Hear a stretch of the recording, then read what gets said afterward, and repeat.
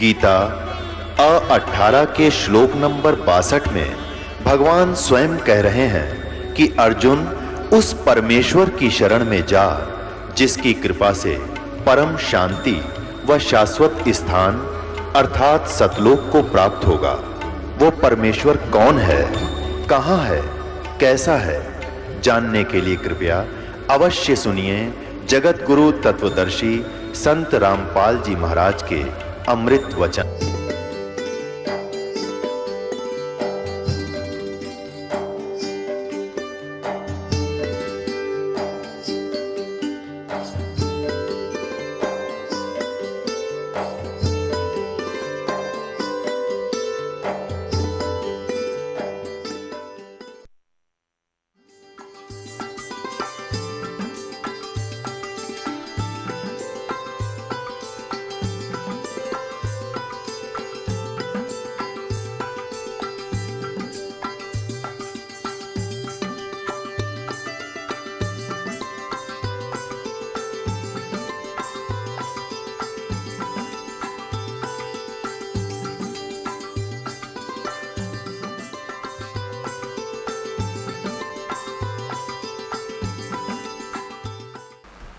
अभी आपको श्रीमद् भगवत गीता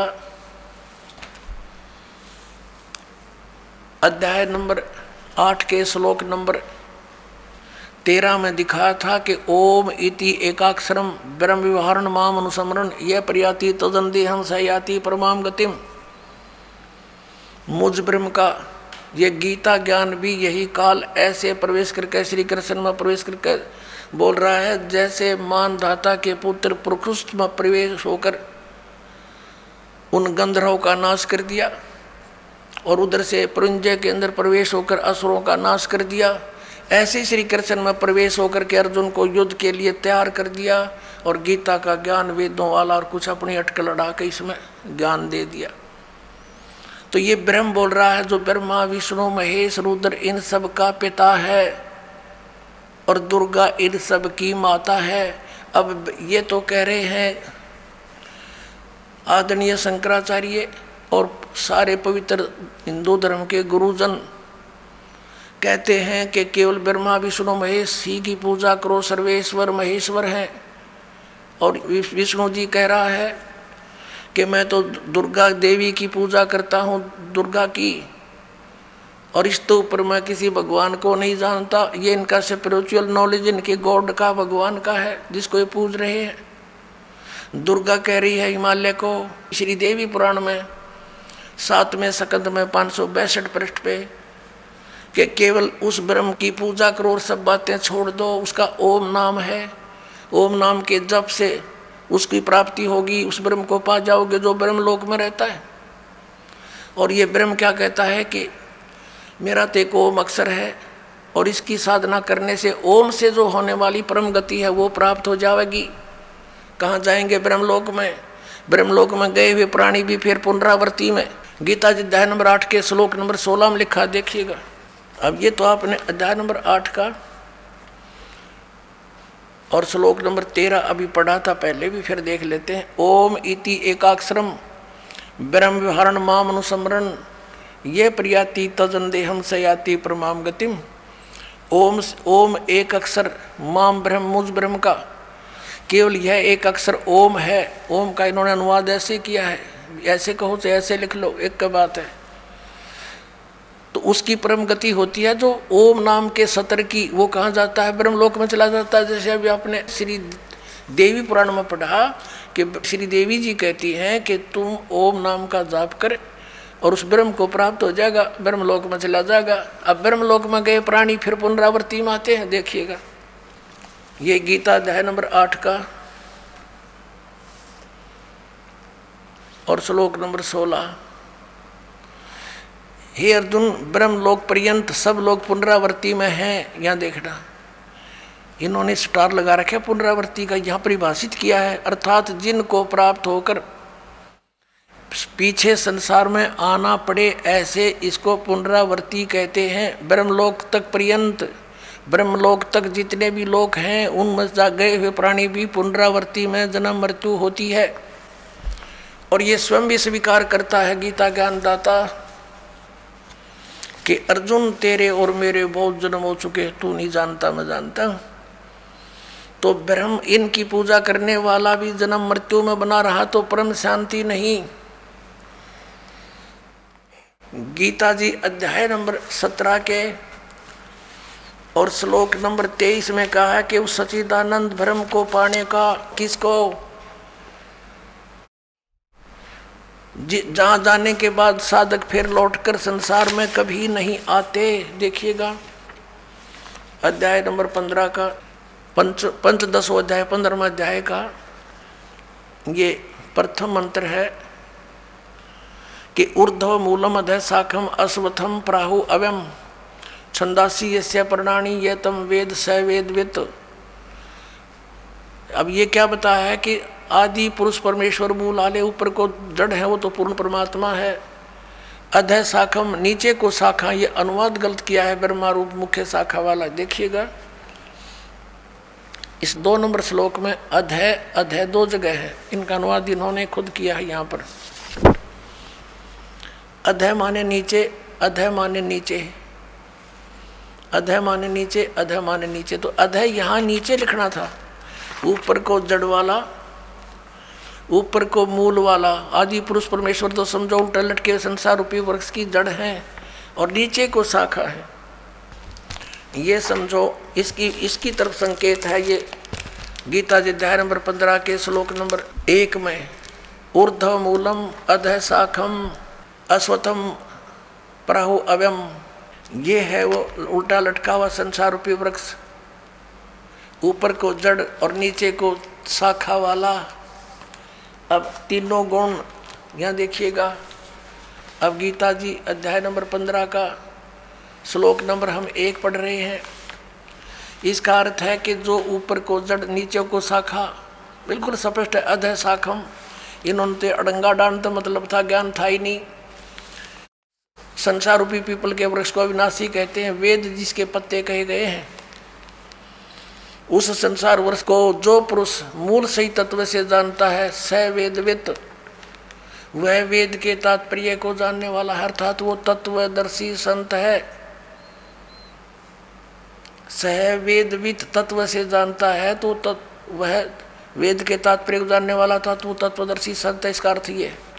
और फिर हम ज़्यादा ना कहकर हम सिर्फ ये लेंगे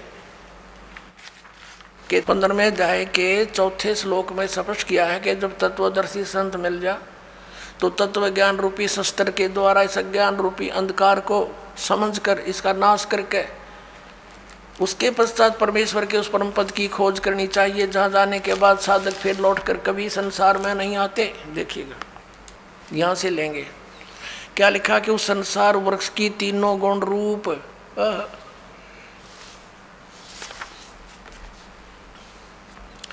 विषय पर वाला शाखा, तीनों गुण रूपता समझो उसकी विषय वासना वाली शाखा है, नीचे और ऊपर फैली हुई है। मनुष्य लोक में कर्मों के अनुसार बांधने के भी मुख्य कारण यही है, जो नीचे और ऊपर लोकों में फैली हुई है।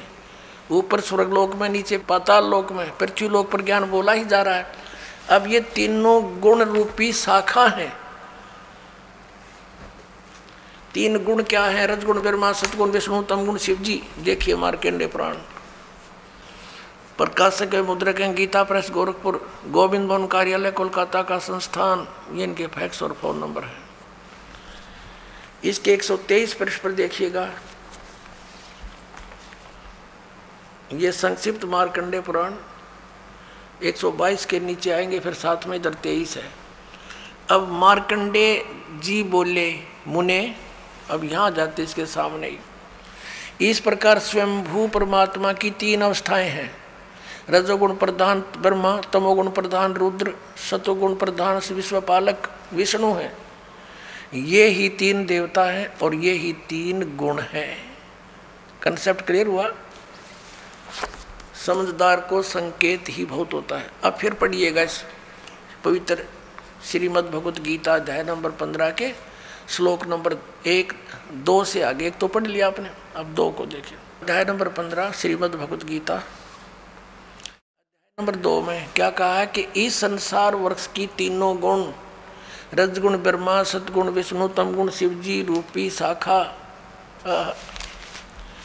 परमेश्वर कबीर जी ने आकर बताया था कि जो संत संसार रूपी वृक्ष के सभी विभागों को भिन्न भिन्न बता देता है, स वेदविद, वह तत्वदर्शी संत है। कबीर परमेश्वर ने 600 वर्ष पहले कहा था, अक्षर पुरुष एक पेड़ है, निरंजन यानी क्षर पुरुष वा की डार, और तीनों देवा शाखा हैं, ये पात रूप संसार है।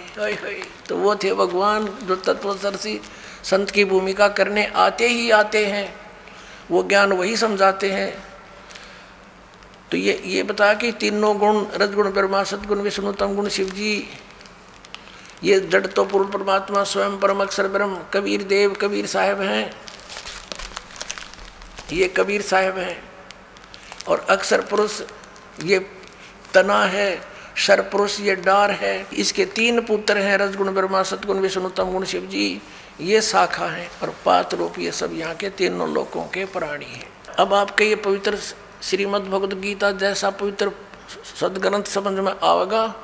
अभी तक तो इन्होंने अज्ञान बना रखा था, सब कुछ श्री कृष्ण को ही बना रखा था, यानी विष्णु जी को ही। देखिएगा अध्याय नंबर 15 का श्लोक नंबर 2 हमने पढ़ रहे हैं हम।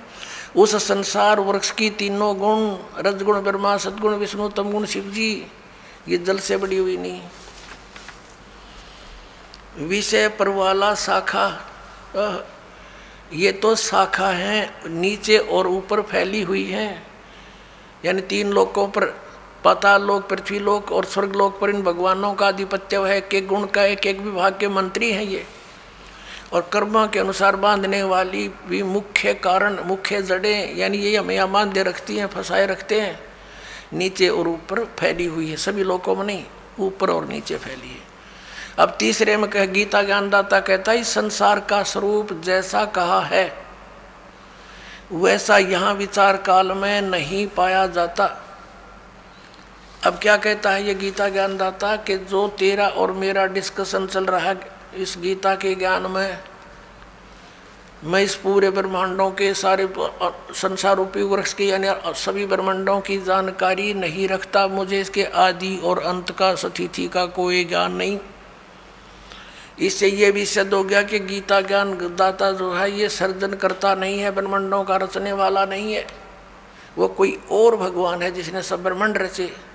देखिएगा 15वें अध्याय का 3, ये क्या कहता है कि इस संसार वृक्ष का स्वरूप जैसा कहा है वैसा यहाँ विचार काल में, तेरे मेरे डिस्कशन में, गीता जी के ज्ञान में नहीं पाया जाता, क्योंकि न इसका आदि है और न इसका अंत है, यानी मुझे इसके आदि अंत का कोई ज्ञान नहीं, गीता ज्ञानदाता कहता है, और न इसकी अच्छी प्रकार सतिथि है। इसलिए इस सुविरुद्ध मूलम, मूल कौन है? परम अक्षर ब्रह्म और ऊपर के लोक, वो तो अविनाशी हैं, शुद्ध अति दृढ़ हैं, और नीचे के अति दृढ़ मूल वाले अश्वत्थम, इस पीपल के वृक्ष को, संसार रूपी वृक्ष को, दृढ़ेन दृढ़ असंख्य शस्त्रेण, वैराग रूप नहीं, तत्व ज्ञान रूपी शस्त्र द्वारा काट कर, अर्थात उस तत्व ज्ञान से तत्वदर्शी संत मिलने के पश्चात उसको अच्छी तरह समझकर, अब चौथा 15 में जाएगा, चौथा, उसके पश्चात उस परम पद रूप परमेश्वर को भली भांति खोजना चाहिए, जिसमें गए हुए पुरुष यानी साधक फिर लौटकर संसार में नहीं आते, और जिस परमेश्वर से पुरातन संसार वृक्ष की प्रवृत्ति विस्तार को प्राप्त हुई है, अर्थात जिस परमात्मा ने सारे संसार रूपी वृक्ष की रचना की है, सारे ब्रह्मांडों की रचना की है, उसी आदि पुरुष नारायण की मैं शरण हूँ, आदम पुरुषम,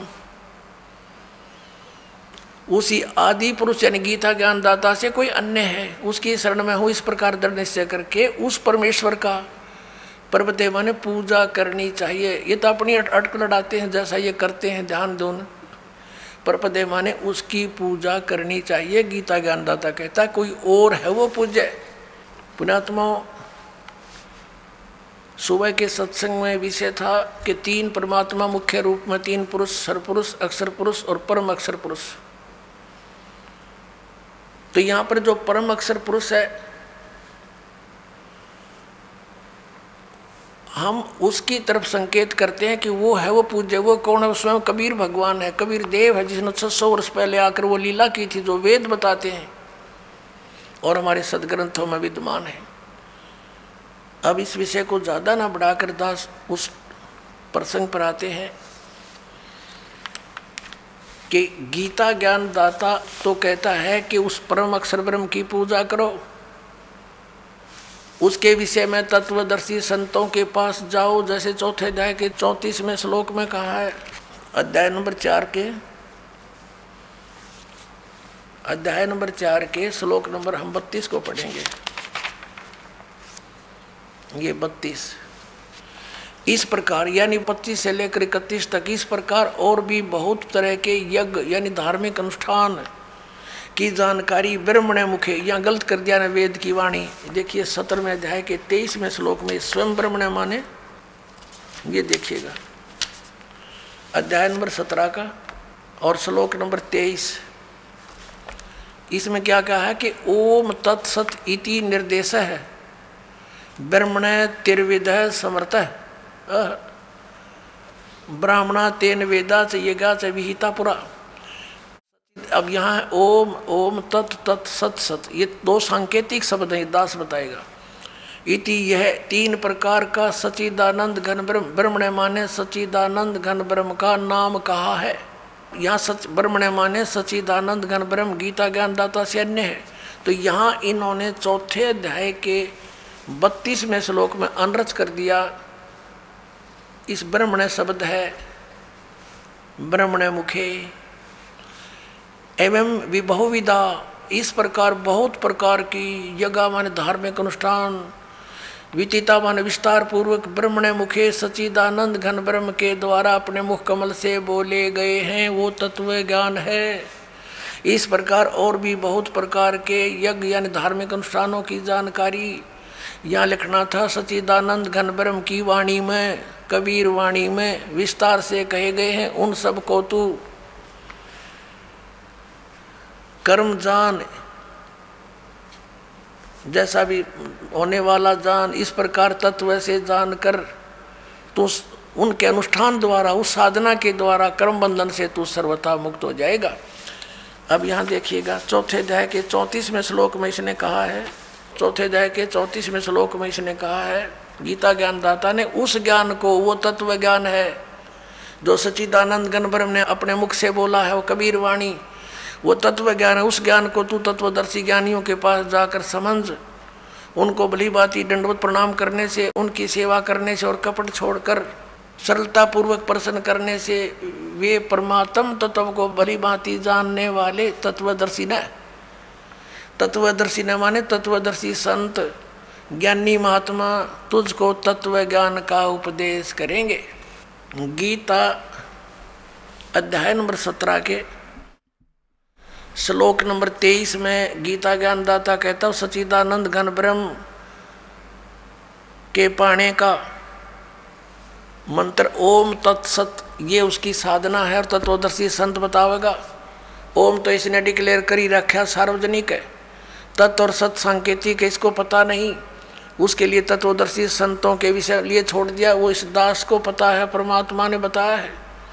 तो इन तीनों के जाप करने से मोक्ष होगा, पूर्ण परमात्मा प्राप्ति होगी, जहाँ जाने के बाद साधक फिर लौटकर कभी संसार में नहीं आते। 18वें अध्याय के 62वें श्लोक में कहा कि अर्जुन तू सर्वभाव से उस परमेश्वर की शरण में जा। ये देखिएगा श्रीमद् भगवद गीता अध्याय 18 और श्लोक 62 में कहा कि अर्जुन हे भारत, सब प्रकार से उस परमेश्वर की शरण में जा, उस परमात्मा की कृपा से ही तू परम शांति को और सनातन परम धाम को प्राप्त होगा। और 15वें अध्याय के 4थे श्लोक में आपने पढ़ ही लिया कि जहाँ जाने के बाद साधक फिर लौटकर संसार में कभी नहीं आते, कि उसके पश्चात उस परम पद परमेश्वर को बड़ी भांति जानना चाहिए, खोजना चाहिए, जिसमें गए हुए पुरुष फिर लौटकर संसार में नहीं आते। और जिस परमेश्वर से सारे ब्रह्मांडों के संसार रूपी वृक्ष की, पुरातन संसार रूपी वृक्ष की प्रवृत्ति विस्तार को प्राप्त हुई है, और उसी आदि पुरुष नारायण की मैं शरण हूँ, और उस परमेश्वर का ही पूजा करनी चाहिए, भक्ति करनी चाहिए। इसका ही सिद्ध है। अपनात्माओं, इन शंकराचार्यों का ज्ञान फेल हुआ।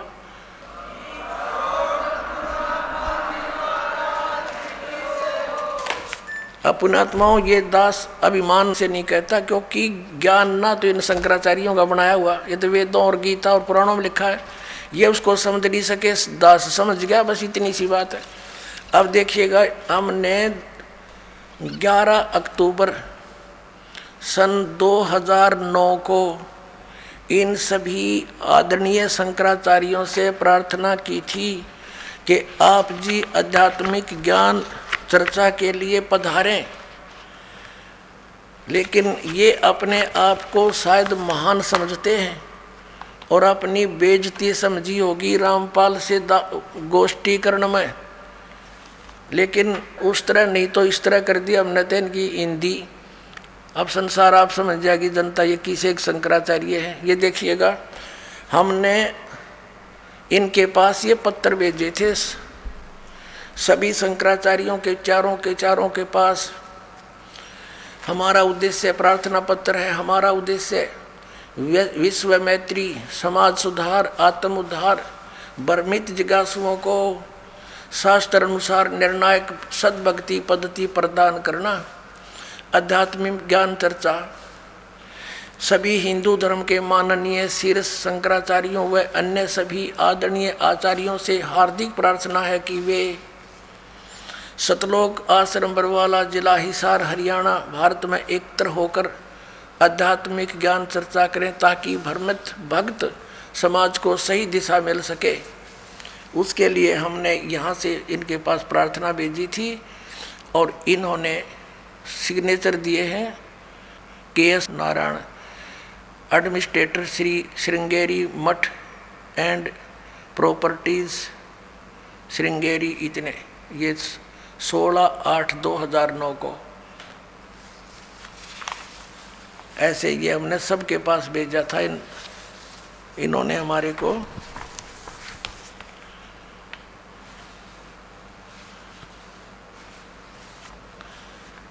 ये पत्र प्राप्त किया। प्रेमचंद्र उपाध्याय, प्रबंधक ज्योतिष मठ, ज्योतिष आचार्य ज्योतिष मठ, उसको। तो इस तरह हमने बाई हैंड ले जाके, बाई रजिस्ट्री करवा के, और वो दिन रखा था और 2 चैनलों के माध्यम से करना था। देखिएगा, इन्हीं पत्रों में है ये, इन्हीं पत्रों में ये है, यहाँ पर लिखा है।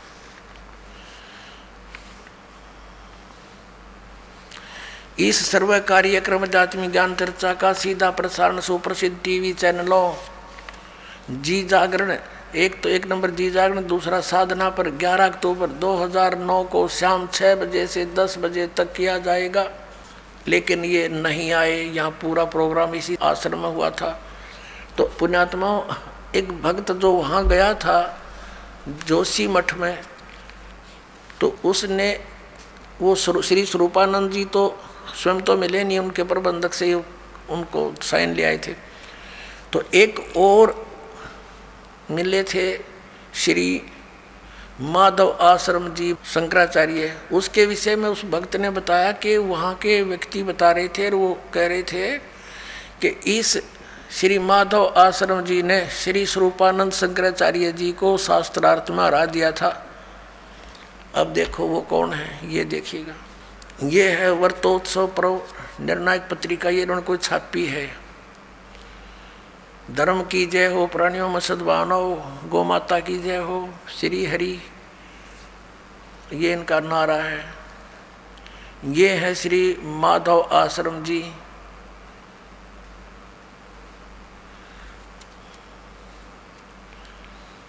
ज्योतिष पीठाधीश्वर, ये कहते हैं मैं अधिकारी, ये अपना अधिकार मानते हैं उस पर। ज्योतिष पीठाधीश्वर श्री मजद गुरु शंकराचार्य अनंत श्री विभूषित श्री स्वामी माधव आश्रम जी महाराज ज्योतिर्मठ, बद्रिकाश्रम, हिमालय, श्री कृष्ण बौद्ध धाम, 7 शंकराचार्य मार्ग, सिविल लाइन, दिल्ली चमन से यह यहाँ छपी है। और इनका भगवान कौन है, ये इनके भगवान देखिएगा। समाचार पत्र पंजीकृत धर्म सम्राट ये नाम कोई है इनका। जगत गुरु शंकराचार्य, ज्योतिष पीठाधीश्वर अनंत श्री स्वामी, माधव आश्रम जी महाराज, बद्रिकाश्रम, हिमालय अध्यक्ष, अखिल भारतवर्षीय धर्म संघ, ये इनके पूज्य देवता हैं। भगवान राम परिवार। अब न्यों कह है वो, वहाँ के लोग कह रहे थे कि इसने श्री माधव आश्रम जी ने, इसका नाम है आदरणीय शंकराचार्य का माधव आश्रम जी महाराज, इन्होंने स्वरूपानंद जी को राय दिया और पूजा इनकी आए है।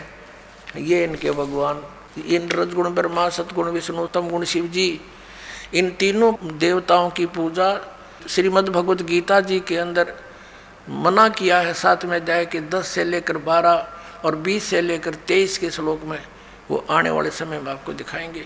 और ये उन्हीं की पूजा करते हैं। तो पुण्यात्माओं, सौभाग्य आपका, आपको सत्संग मिला इस बरवाला आश्रम में। पूरे विश्व में कहीं भी सत्संग नहीं है। बोलो सतगुरुदेव की जय हो। परम पिता परमात्मा पूर्ण ब्रह्म सारी सृष्टि के रचनहार कबीर परमेश्वर जी की असीम कृपा से आप पुण्यात्माएं सत्संग सुनने के लिए उपस्थित हुए। परमात्मा बताते हैं, मात पिता मिल जाएंगे 184 माँ, सतगुरु सेवा और भक्ति या फिर मिलन की ना। परमात्मा स्वयं आकर के हमें जगाते हैं। हम मोह ममता की गहरी नींद में सोए हुए होते हैं। वो परमपिता परमात्मा दयालु भगवान हमें आकर के याद दिलाते हैं, मानुष जन्म दुर्लभ है, मिले न बारंबार। जैसे तरवर से पत्ता टूट गिरे, वो बोर न लगता डार। मानुष जन्म पाए कर जो नहीं रटे हरि नाम, जैसे कुआ जल बिना फिर बनवाया क्या काम। बिन उपदेश अचंभ है, ये क्यों जीवत है प्राण। भक्ति बिना काठोर है, वो नर नाही पाषाण। अगम निगम को खोज ले, बुद्धि विवेक विचार। उदय अस्त का राज मिले, तो बिन नाम बेगारे। राम रटत कोडी भलो, चू चू पड़े जो चामे। ये सुंदर शरीर किस काम का, जा मुख नाही नाम। राम रटत दारिद्र भलो, टूटी घर की छान। वो सुंदर महल किस काम के, जहाँ भक्ति नहीं भगवान।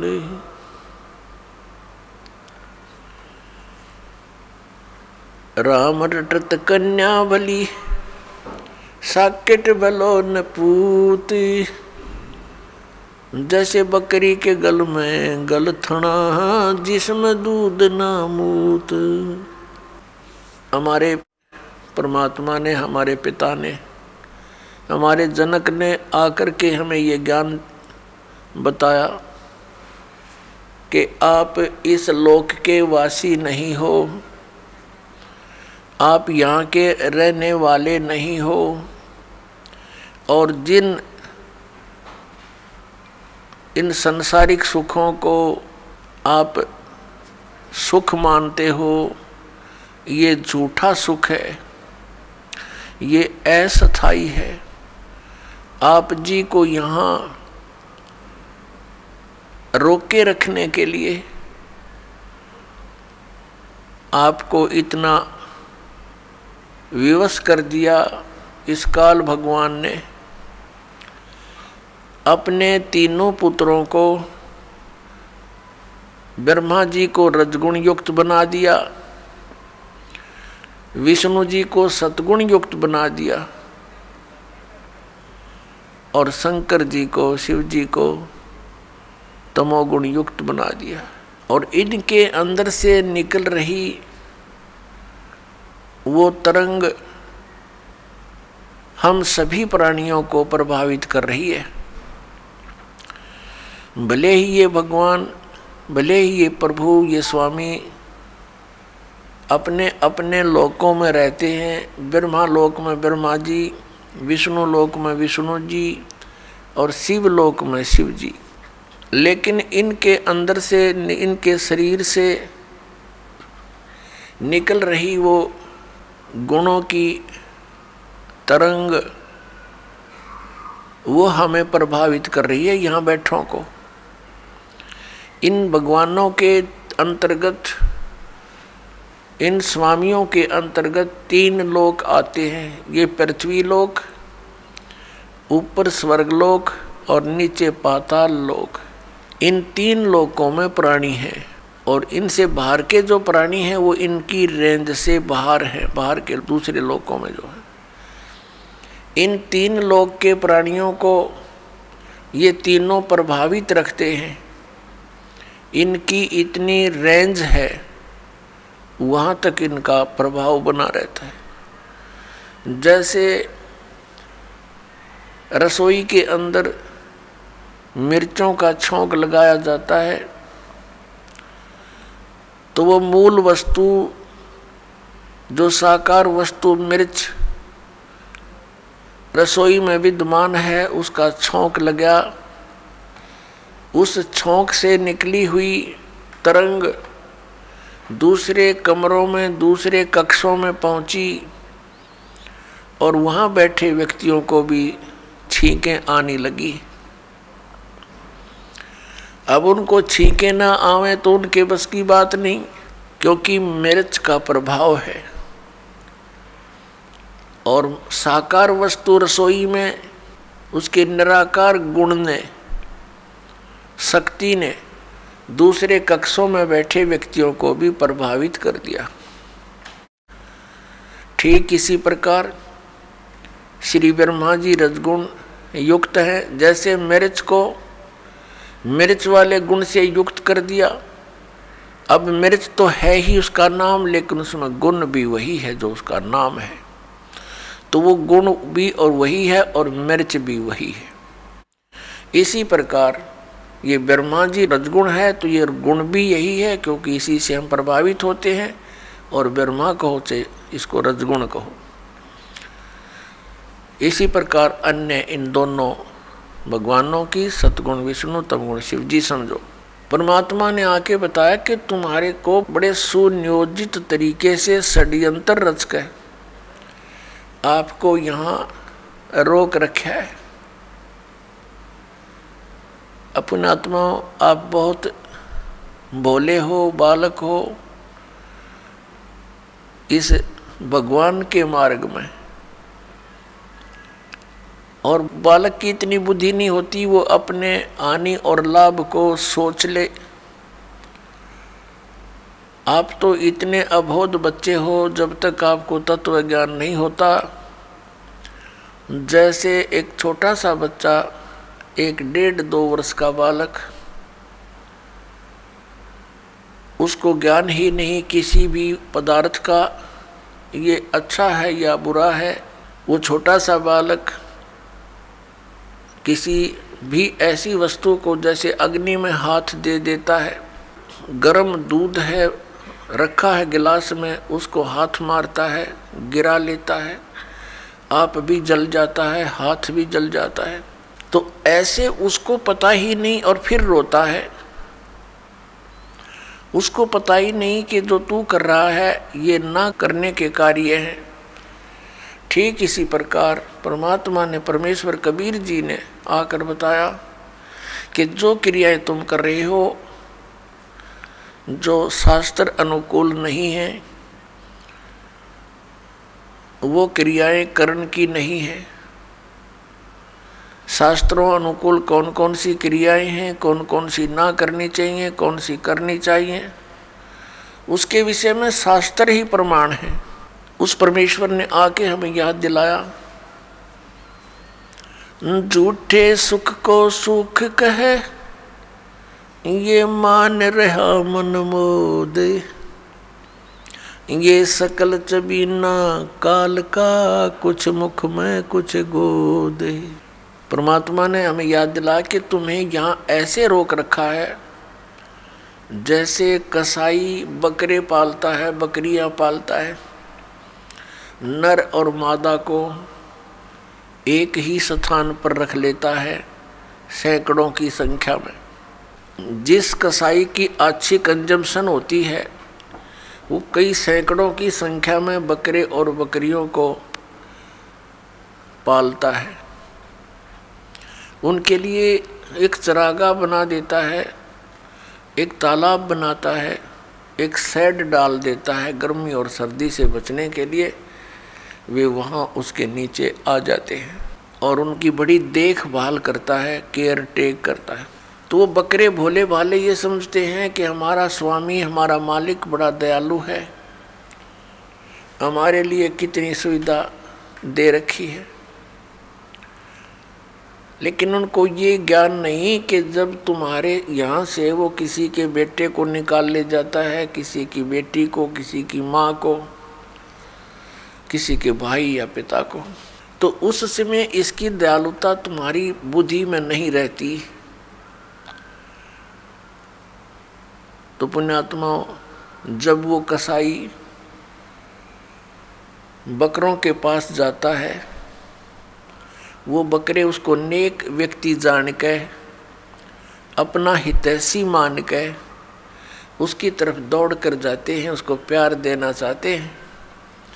जैसे कोई किसी पशु को संभालता है प्रतिदिन, और वो पशु भैंस या गाय बैल, जब भी वो व्यक्ति उसके पास आता है उससे वो प्यार करता है, उससे लाड करता है, क्योंकि आत्मा के अंदर किए कर्म के प्रतिफल का एक विशेष भाव बनता है। इसी आधार से वो बकरे उस कसाई के हाथ को चाटते हैं।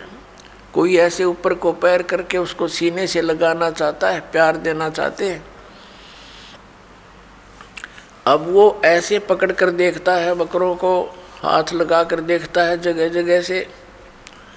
वो तो ये देख रहा है इसमें यो कितना मांस चढ़ गया, इसका ऊपर कितने कै किलो का बिकेगा, और वो चाटते हैं, उसको लाड देते हैं, ऐसे जीभ से चाट चाट कर प्यार देते हैं, बड़ा नेक आदमी है।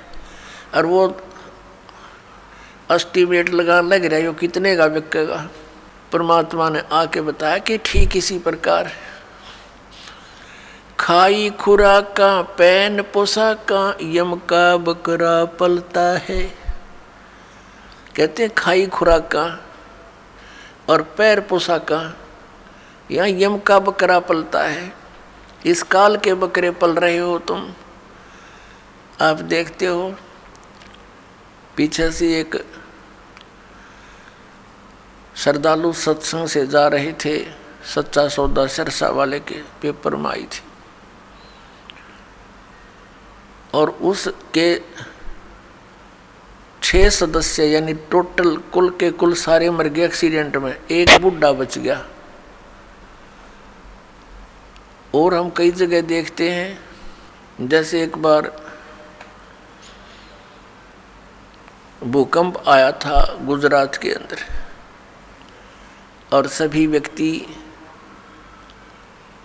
26 जनवरी यानी गणतंत्र दिवस भारत का मनाने के लिए तैयार थे। सन 2000 की बात है, 26 जनवरी की। ऐसा भयंकर भूकंप आया। 26 जनवरी की छुट्टी थी। कर्मचारी अधिकारी सब अपने घरों पर टेलीविज़न के सामने बैठे थे कि आज अपने गणतंत्र दिवस की झांकी देखेंगे।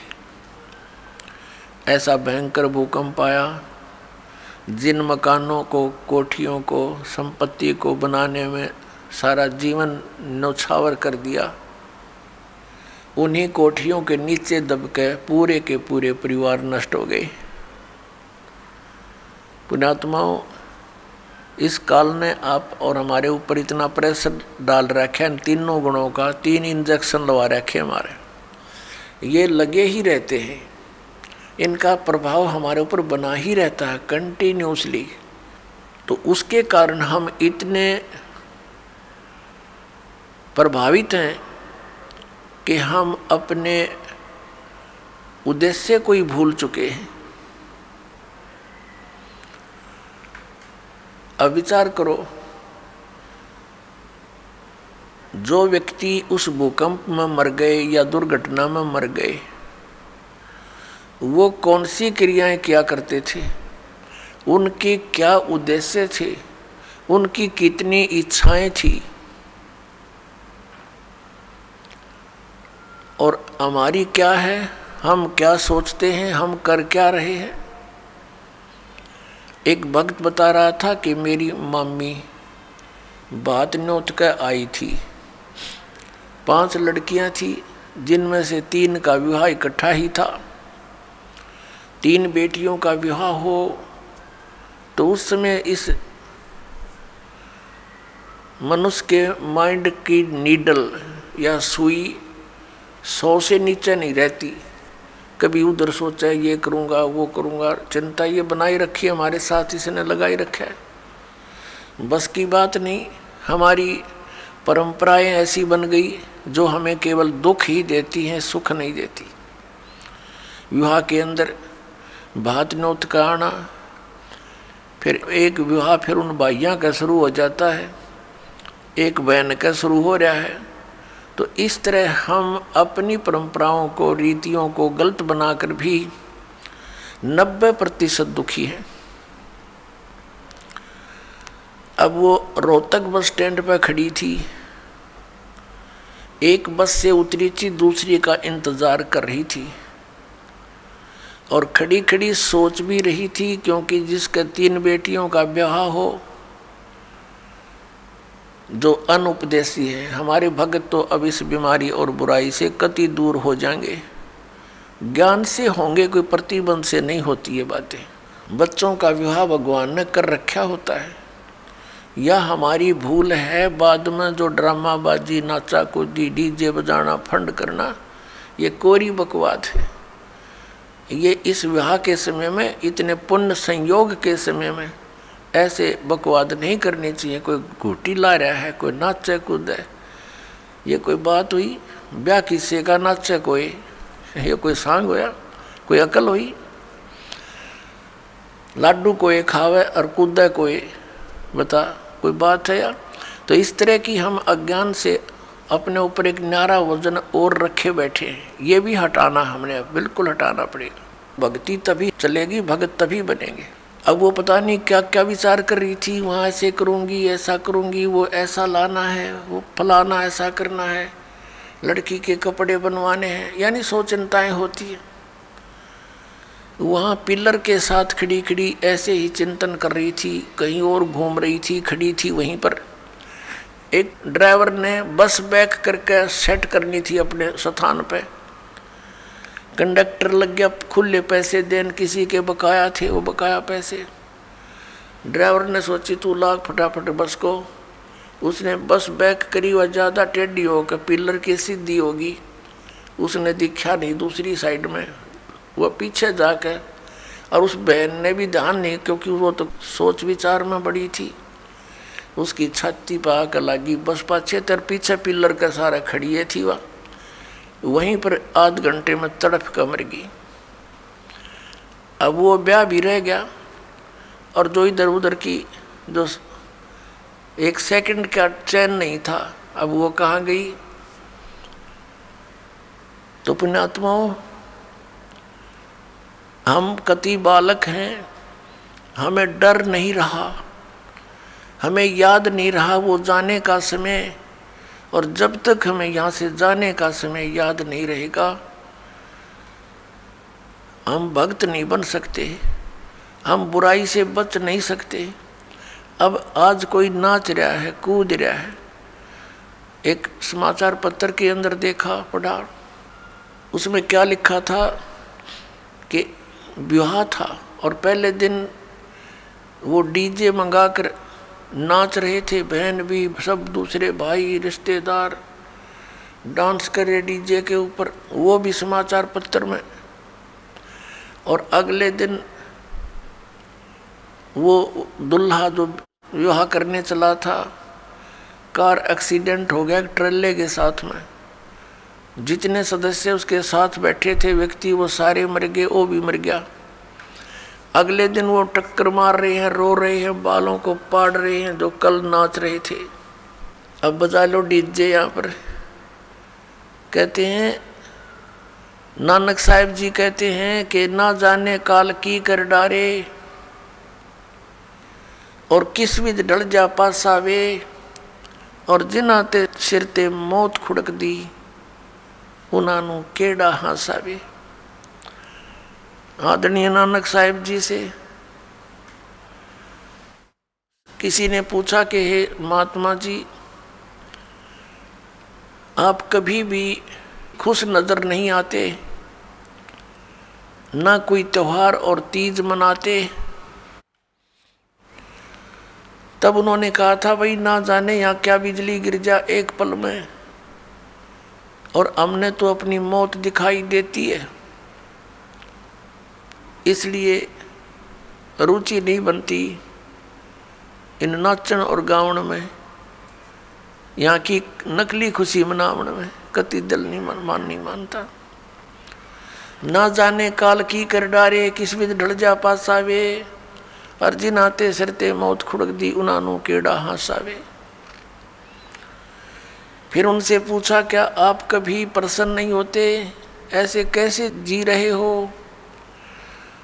तब उन्होंने बताया कि मैं प्रसन्न होता हूँ, साध मिले साढ़े शादी होंदी, विछड़ द्या दिलगिरी वे, अख दे नानक सुनो जिहाना, ये मुश्किल हाल फकीरी वे। नानक साहिब जी कह रहे हैं कि जब मेरे भक्त, मेरी साध संगत यहाँ आती है सत्संग श्रवण करने के लिए, तो मेरी खुशी का कोई ठिकाना नहीं हो रहता। वो हमारे साथी है, वो हमारी खुशी है। और जब ये वापस जाते हैं संसार में यहाँ से, तो फिर मुझे दिलगिरी होती है, बहुत परेशानी, दुख हो जाता है, चिंता लग जाती है कि कहीं ऐसा ना हो ये मेरे बच्चों को, जिनको मैंने मुश्किल से मार्ग पर लाया है, सत्य बताया है, परमात्मा का सच्चा ज्ञान समझाया है, कहीं कोई काल, क्योंकि संसार में इस ज्ञान के जानने वाले व्यक्ति नहीं हैं। एक अकेला एक संत होता है जो सतमार्ग देता है, असंतों की गिनती नहीं होती। उनसे प्रभावित अन्य श्रद्धालु भी फिर उसी की बोली बोलते हैं, वही क्रियाएं करते हैं। तो नानक साहिब जी कहा करते कि मुझे फिर चिंता बन जाती है, कहीं मेरी फसल में कीड़ा ना लग जा, यानी कोई काल का दूत इनको भ्रमित ना कर दे, इनका जीवन नष्ट हो जा। कहते हैं साध मिले साढ़ा शादी होंदी, जब ये वापस आते हैं एज इट इज़, तो मेरी खुशी का ठिकाना नहीं रहता कि परमात्मा की दया से अभी ये बचे हुए हैं। और विछड़ द्या दिलगिरी वे, जब ये यहाँ से जाते हैं तब मुझे बड़ी परेशानी होती है, मुझे चिंता बन जाती है। क्यों बन जाती है? अख दे नानक सुनो जिहाना, मुश्किल हाल फकीरी वे। फकीरी में भक्ति, फकीर का अर्थ होता है सभी बुराइयों से हटकर सबका परित्याग करके भक्ति करे। तो जैसे भी बुराइयां कुरीतियां संतों ने हटाने की चेष्टा की, तो अन्य समाज ने उसको लगाने की चेष्टा की, तो जिस कारण से भक्त और संसार के अंदर सदा से ही विरोध बना रहा। क्योंकि संसार की जो रीतियां रिवाज हैं वो काल प्रेरित है, वो यही रहने की है, और संतों की मर्यादा इस काल की मर्यादाओं से हटकर है, वो भक्ति बाधक है। इसलिए अन्य समाज के लोग कहते हैं देखो इन्होंने तो माता धोकनी भी छोड़ दी, इन्होंने तो बाबा श्याम जी भी नहीं पूज रहे हैं, ये तो ऐसे भी नहीं कर रहे हैं, ये तो दिवाली भी नहीं मना रहे हैं, ये कैसे हो गए हैं, इन तो बट्ठा बैठा दिया। एक भक्त बतावा था, कहने लगा जी आज 10 वर्ष हो गए हमने कोई त्यौहार नहीं मना लिया। नाम लिया था उसने उस दिन, फिर वो अपने दुख गिनावा था, कह रहा था जी हमने 10 वर्ष हो गए हमारा त्यौहार नहीं मन लिया, ना होली ना दिवाली ना तीज ना कोई अन्य। क्या कारण कि हमारा परिवार है, कभी तो हमारे घर में कोई खुद जवान भाई की मृत्यु हो जाती है, 1 वर्ष उसकी चिंता पूरी होती है, तब तक दूसरा कोई रिश्तेदार निकट में जैसे बहन का पति मर गया, फिर त्योहार मने नहीं, फिर कोई बिल्कुल साथ में का केताऊ का मर गया जवान, फिर ऐसे फिर लड़का मर गया। 10 वर्ष हो गए हमने त्यौहार नहीं बना लिया।